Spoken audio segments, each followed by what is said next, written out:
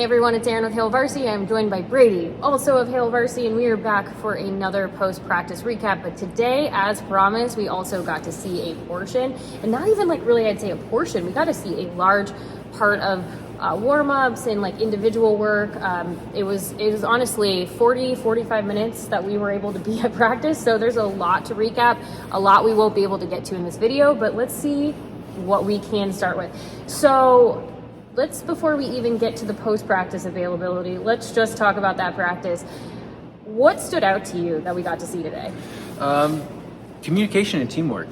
They started out kind of special teams drills. That's obviously a point of influence for this coaching staff. They kind of worked on blocking, extra points, other than extra points, no real kicking was done indoors. They wanted kicking out in the elements, mostly on that natural grass field. Same thing with throwing. Same thing with throwing. Outside. They want them out in the elements to do it.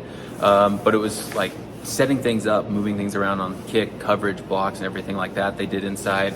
And then position drills. I mean, they'd have linebackers and defensive coordinator Tony White working with Rob Dvorak. They had, I think Evan Cooper was working with a couple of other guys, a couple of other analysts and assistants, and then you had EJ Barthel and Marcus Satterfield working together on like quarterback handoffs and exchanges, things to make sure that they limit turnovers, which is a big point of emphasis. So a lot of communication, but then they all obviously want dominant contact. Or violent contact. Or violent dominant contact. Or violent, or the two. And so there's a lot of drills, at least in my opinion, that were set up to enact that. Like the wide receivers and the running backs having to run through sort of, it does not look, I will be honest, it did not look easy. If you're like, what do you mean? Because it's a little bit hard to explain some of the like tools that they were using. You can head to Hail Varsity on Twitter. We have the videos there. We also will have some YouTube shorts available here on this YouTube channel that you can see some of those moments as well. Because if people were not putting that dominant contact and energy into the drills, like for instance, AJ Allen, there was a moment where he wasn't sprinting, he wasn't kind of attacking the drill, and he was told, you're out then, you're done, you're not going to participate in this drill again until you're ready to basically come back and start attacking again. So that stood out to me.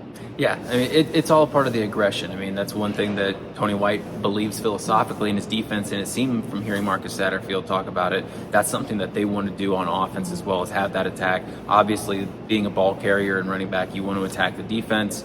So it just seems like a central theme that they're really wanting to ingrain in this team this spring. Before we switch into what we did here after practice, one quick note I want to make, and because we will not talk to Matt Rule until next Tuesday, so we likely won't get a specific update on this, but both Anthony Grant and Tommy Hill, who we had told you on Monday were being held out, they were like temporarily suspended. As Matt Rule said, nothing major outside of like, you know, grades or other things that they were working on, and that was kind of clearly resolved in a couple of days at least, because both were at practice. Grant was in a green non-contact jersey.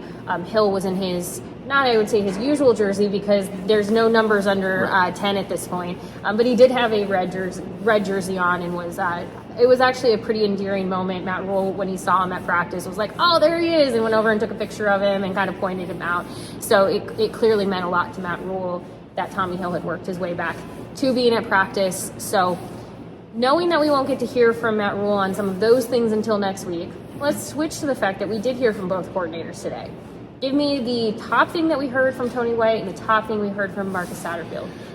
Top thing we heard from Tony White was the aggression. I think the aggression first and foremost. They want to be very attacking. I mean, you see it in like the drill, the ball hawk drills, and going for it. You'd see they didn't even separate them by like position, but it was guys who they'd bend off the edge and they come around the cone and attack the dummy, which was made to mimic a quarterback, you know, going to throw the ball. They want to attack it before it gets out there.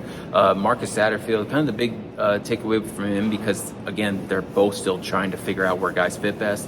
Satterfield wants to be very careful with the ball. He wants to be very safe with it. You'd see running back drills. EJ Barthel would tell the guys, you know, cover the ball up, make sure they're very careful with the ball. Receivers, after you get it, one thing Garrett McGuire would say, once you get it, tuck it, knife it. And he was stopping them. If they didn't do that perfectly, he would make them stop and do it again, because he wanted them to start, you know, practice.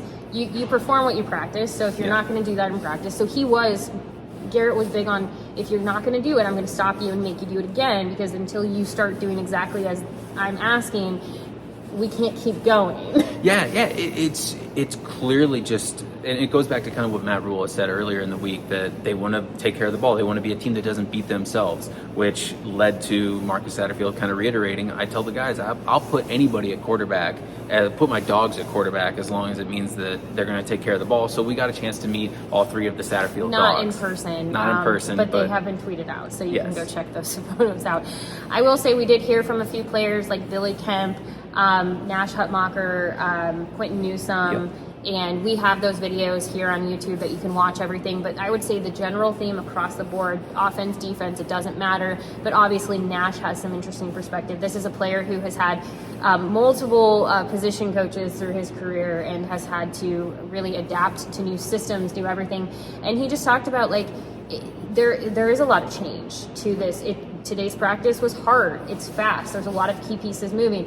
To a certain degree, some of you will go, well, I'm just drinking the Kool-Aid right now. And obviously we don't know what any of this will mean when it transpires to the field in the fall.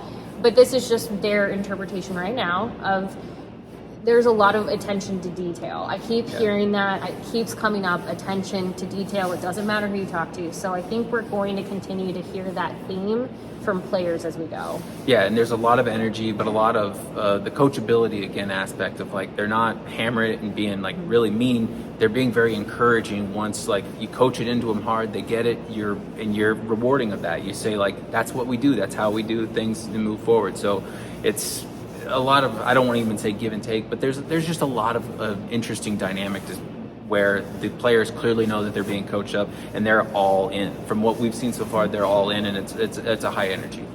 And here's the deal. This video could be, 30 minutes long if we gave you every update. So if you're like, this doesn't feel like enough, the good news is you can head to hailvarsity.com. We already have the practice observations there. You can head to our Twitter account. We have those videos. Like I said, we'll have the YouTube shorts here as well. Heck, if you're a TikTok fan, we already have some video. We have a video on TikTok with more to come. We will meet you where you are with the kind of content that you want to consume. So we've got you covered. So just be sure to follow, subscribe, Hail Varsity everywhere, but especially here on this YouTube channel, because we will have more to come. You can watch all the videos that we're referencing. But a little housekeeping note, because we don't have Drake with us today. If you're wondering where he is, he's actually en route to Lawrence for the Nebraska-Kansas WNIT game. So if you're interested in that, we will have plenty of coverage to come at Hail Varsity as well. Again, videos, written recaps, social media, you name it, everything. All the tweets. But sincerely, we do appreciate you for always joining us. If you have questions, comments, whatever, leave them in the comment section. We do appreciate hearing from you. Brady, thank you. I need to let you go get started on our recap so that they have something to read. Yeah, hopefully by the time you see this, there'll be some words down on the website. There'll be some words. There's some words now, but there'll be more words. More words. Thank you as always. We'll talk to you later.